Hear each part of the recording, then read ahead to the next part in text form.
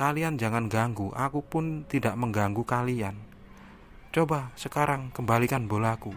Nah, tak beberapa lama tiba-tiba bolanya ini menggelinding ke arah Mas Hardi ini. Nah, spontan Mas Hardi ini langsung mengambil bola itu. Dan tiba-tiba bola yang semula terbuat dari anyaman rotan ini berubah menjadi kepala.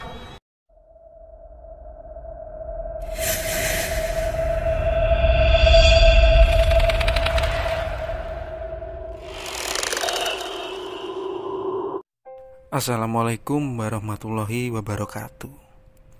Pada kesempatan kali ini saya mau menceritakan tentang sebuah pengalaman dari salah seorang teman saya.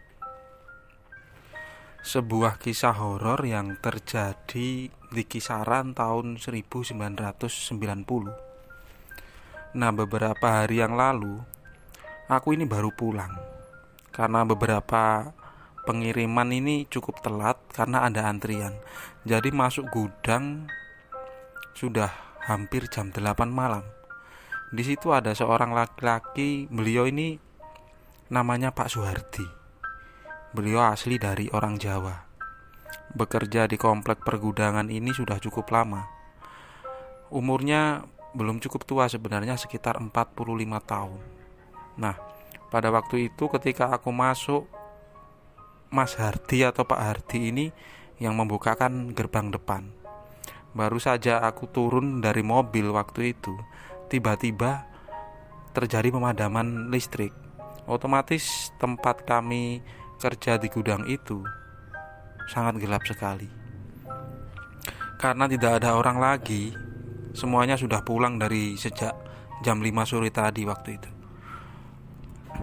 Mas Hardi ini bilang kepadaku, "Anterin aku ke gudang belakang, kita nyalain genset supaya terang lagi, soalnya nanti aku jaga sendirian, apalagi ada 2 mobil yang belum masuk." Aku pun mengantarkan Mas Hardi ini. Kemudian aku yang menghidupkan genset waktu itu. Setelah genset hidup, otomatis gudang tempatku kerja ini sudah terang, sedangkan sekelilingnya ini masih dalam keadaan gelap gulita. Aku pun diajak oleh Mas Hardi ini untuk sekedar istirahat dulu di pos jaga yang berada di sudut kanan depan. Beliau pun langsung membuatkanku secangkir kopi. "Temanin aku dulu ya, besok kan kamu libur, kita ngobrol saja dulu." Nah, akhirnya aku mengiyakan permintaan Mas Hardi ini. Aku juga sedang menunggu salah seorang temanku yang belum masuk. Kemudian di situ kami ngobrol. Memang kami ini berasal dari Jawa Timur, tapi berbeda kota.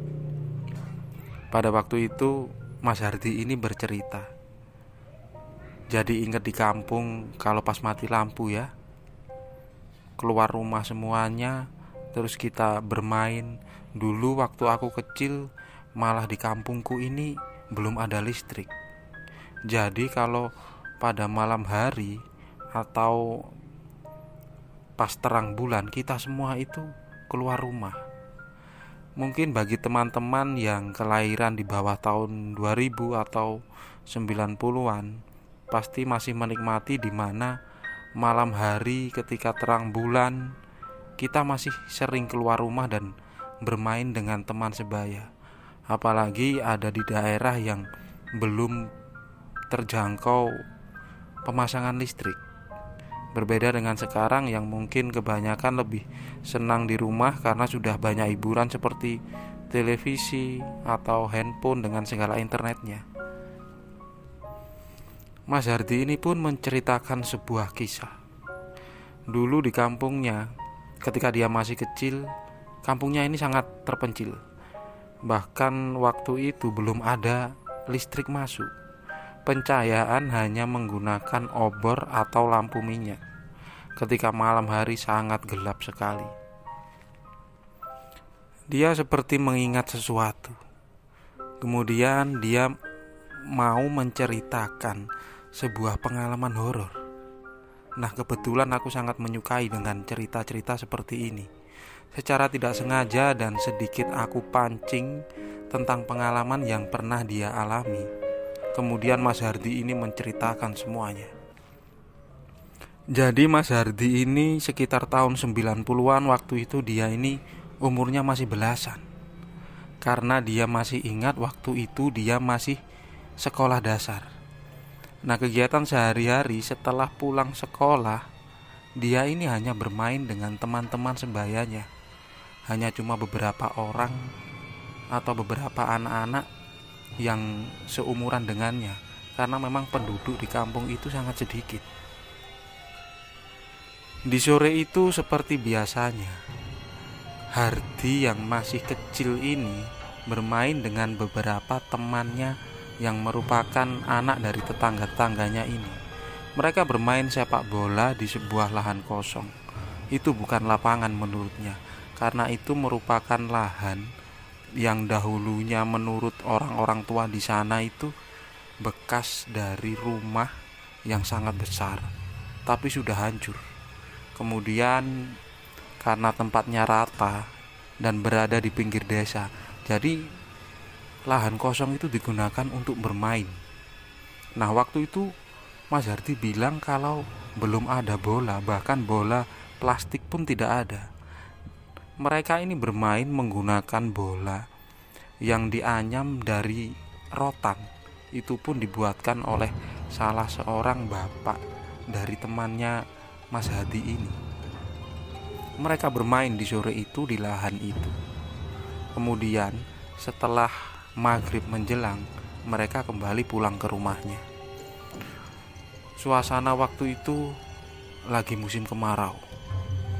Apalagi di sore hari sudah muncul bulan purnama kala itu. Pencahayaannya sangat terang sekali. Jadi anak-anak seusia Mas Hardi ini, mereka ini keluar rumah untuk sekedar bermain di teras rumah salah seorang temannya Mas Hardi ini bernama Mas Darko. Karena rumahnya ini berada di tengah kampung dan cukup punya halaman. Di situ bukan hanya mereka saja, beberapa orang-orang tua juga berkumpul di teras rumah mereka masing-masing sekedar bercengkrama dan menikmati terangnya bulan.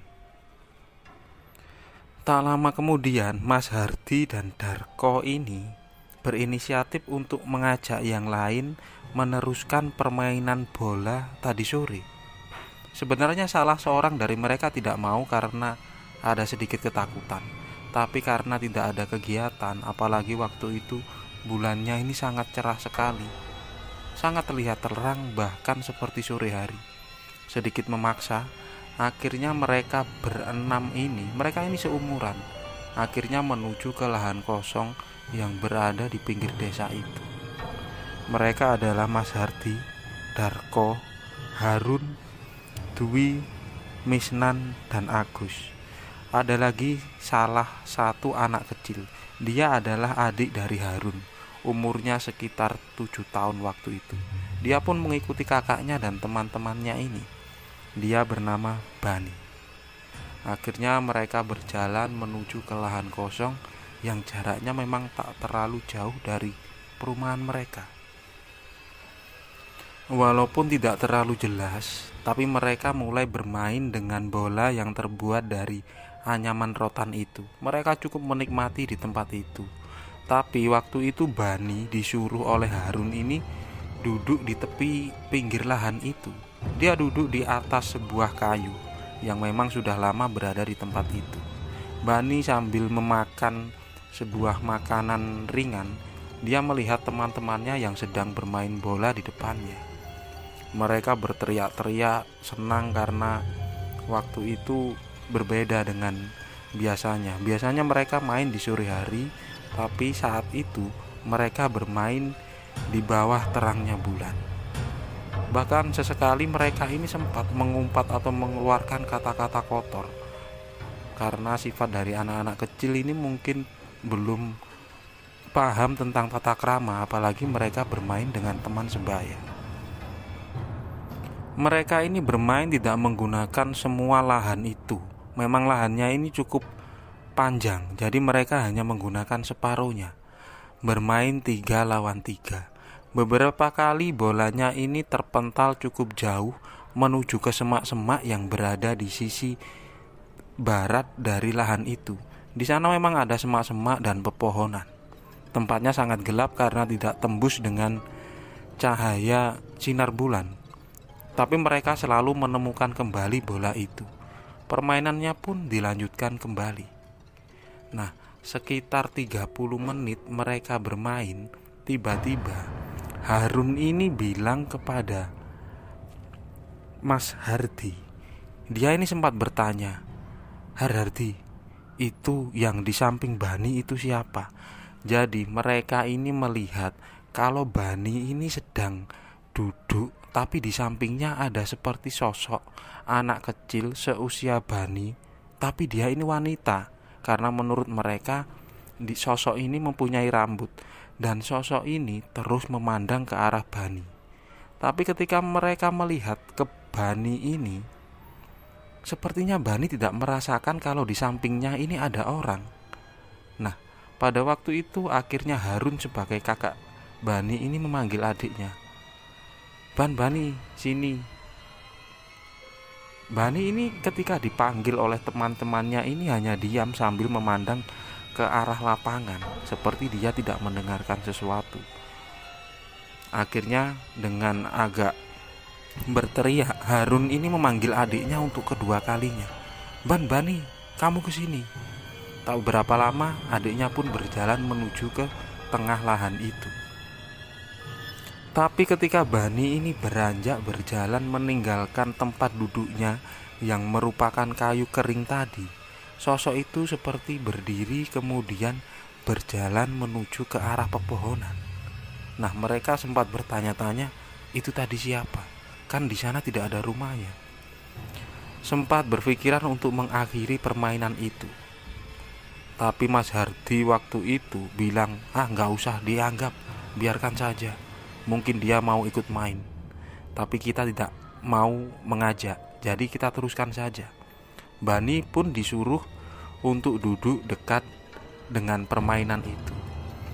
Ketika bola itu ditendang untuk kesekian kalinya menuju ke semak-semak, tiba-tiba terdengar seperti suara orang ngobrol di pepohonan yang berada di sisi barat mereka itu. Di situ tidak ada rumah dan tidak ada penduduknya, karena semuanya terdiri dari pepohonan dan tak jauh dari tempat itu merupakan jurang. Mereka sempat terbengong waktu itu. Kemudian terlihat dari kejauhan seperti banyak orang berdiri, walaupun dengan wajah yang gelap. Mereka ini berdiri di antara pepohonan itu. Nah, mereka ini semua melihat penampakan itu. Pada akhirnya beberapa dari mereka ini memutuskan untuk berlari. Sedangkan Darko dan Mas Hardi ini tetap berada di lapangan itu. Mas Hardi pun sebagai anak yang paling tua di antara teman-temannya ini, apalagi dia ini terkenal pemberani, merasa permainannya diganggu. Dia ini justru marah-marah, malah sedikit menantang waktu itu.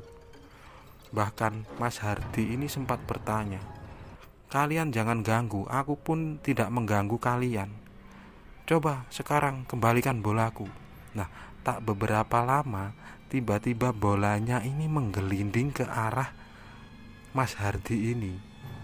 Nah, spontan Mas Hardi ini langsung mengambil bola itu, dan tiba-tiba bola yang semula terbuat dari anyaman rotan ini berubah menjadi kepala.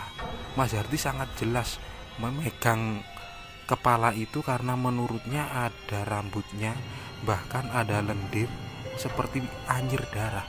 Spontan waktu itu Mas Hardi langsung melempar bola itu ke arah Darko sambil berteriak, ambil bolanya ini.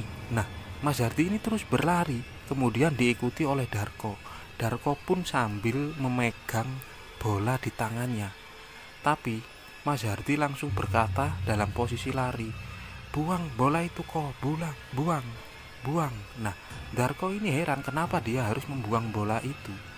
Akhirnya Mas Hardi ini kembali menuju ke arah Darko. Dan waktu itu dia melihat kalau yang dipegang Darko ini sudah kembali bolanya tadi. Darko pun heran. Sambil berjalan menuju ke perkampungan mereka, di situ mereka ngobrol. Mas Hardi tidak menceritakan apa yang dia pegang sebelumnya, tapi waktu itu Darko ini bertanya, kenapa kamu menyuruhku membuang bola ini? Nah, waktu itu Mas Hardi bilang, itu tadi bukan bola. Kalau itu bola, kenapa aku harus melempar ke kamu? Kamu gak tahu siapa yang mengembalikan bola kita dari semak-semak tadi. Baru saat itu Darko sadar, walaupun yang dipegang ini merupakan sebuah bola yang tadi mereka mainkan, tapi mereka berdua ini menyium bau yang sangat anyir seperti darah. Spontan waktu itu Mas Hardi langsung mengambil bola itu dan dia buang.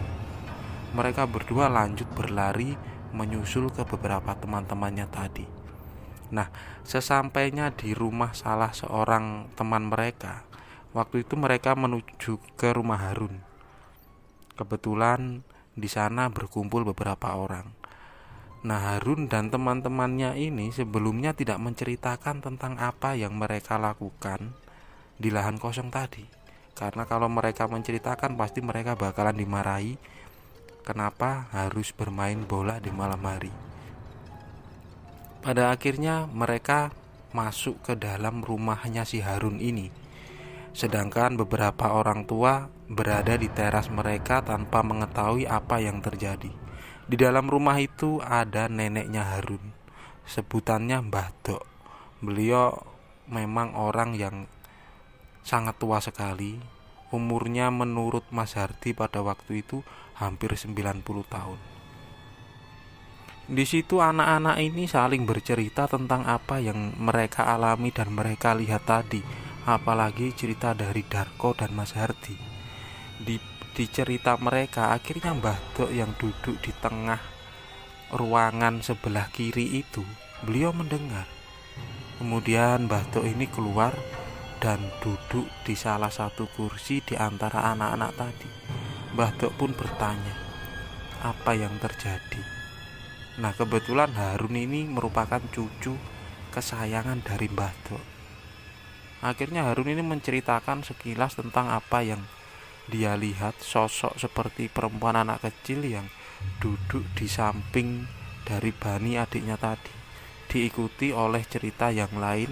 Kemudian Darko pun akhirnya menceritakan tentang apa yang mereka lihat karena mereka berdua yang paling terakhir lari dari tempat itu. Kemudian Mbah Dok ini bilang kalau di sana dulu itu di zaman Belanda itu sudah ada rumahnya. Itu rumah sangat kuno sekali. Dulu rumahnya besar, walaupun itu terbuat dari rumah kayu. Pada suatu hari, entah Mbah ini lupa, di sana itu pernah buat ngubur beberapa kuda miliknya Belanda. Pada beberapa tahun kemudian pernah terjadi kejadian. Mbah ini cukup lupa kejadiannya itu apa. Waktu itu memang rame-rame, Mbah ini tidak berani keluar. Tapi Mbah ini sempat mendengar kalau di sana ada seorang laki-laki, entah apa yang dia lakukan, dan akhirnya dia kepalanya itu dipenggal. Setelah itu dikuburkan di bawah di jurang itu. Mbah memang tidak melihat langsung, tapi waktu itu ceritanya itu cukup ramai sekali. Mungkin orang-orang tua seusia Mbah sudah tahu semua cerita tentang tempat itu. Makanya kalau kalian main itu ya mbok jangan malam hari. Umumnya manusia itu mainnya itu siang hari atau sore hari. Kalian gak tahu kalau malam di sana itu yang berkumpul siapa. Spontan anak-anak ini termasuk Mas Hardi ini ketakutan. Dan Mas Hardi waktu itu secara tidak sengaja masih mencium bau anyir yang berada di tangannya. Padahal waktu itu dia melihat kalau tangannya ini sudah tidak berlendir. Nah, akhirnya Mas Hardi pun menceritakan tentang apa yang dia alami. Dia ini seperti memegang sebuah kepala yang ada rambutnya, tapi waktu itu karena sangat gelap, berada di samping semak-semak, jadi sosok kepalanya ini tidak jelas bentuknya. Tapi Mas Hardi ini benar-benar merasa kalau dia ini seperti memegang lendir atau darah. Baunya sangat anyir sekali. Dan waktu itu Mas Hardi masih mencium bau itu. Kemudian Mbah Dok ini ke belakang. Kebetulan di belakangnya ini ada dapur. Dapur orang zaman dahulu, mungkin ada beberapa di tempat pedesaan sekarang masih menggunakan kayu bakar. Di situ Mbah Dok ini mengambil satu genggam abu dari pembakaran di dapurnya. Nah, tahu berapa lama Mbah Dok ini memanggil Mas Hardi dan Darko yang memang mereka masih merasa mencium bau anyir. Mbah Dok pun langsung menaburkan abu bekas pembakaran kayu bakar itu ke tangan kedua anak-anak ini. Setelah itu diusap-usap tanpa boleh dicuci dengan air. Ketika ditanya, kalau kamu masih mencium bau anyir, kamu oles lagi sama abu yang ada di dapur itu. Nah, tahu berapa lama kemudian Mas Hardi ini bilang kalau baunya ini sudah tidak ada, Mbak. Ya sudah, tapi jangan kamu cuci pakai air dulu, besok pagi saja. Sekarang kalian semua ke kamar mandi, cuci kaki kalian masing-masing, terus kalian basuh muka kalian, supaya kalau ada yang mengikuti kalian ke rumah ini atau ke rumah kalian nanti, dia tidak bisa mengganggu kalian. Kemudian mereka menurut apa perkataan Mbah Dok itu. Nah, setelah kejadian itu, mereka tidak berani lagi bermain di lahan kosong di tempat mereka biasanya main bola, walaupun itu sore hari. Itulah cerita pengalaman yang cukup berharga dari Mas Suhardi, yang beliau berprofesi sebagai security atau penjaga keamanan di tempatku bekerja.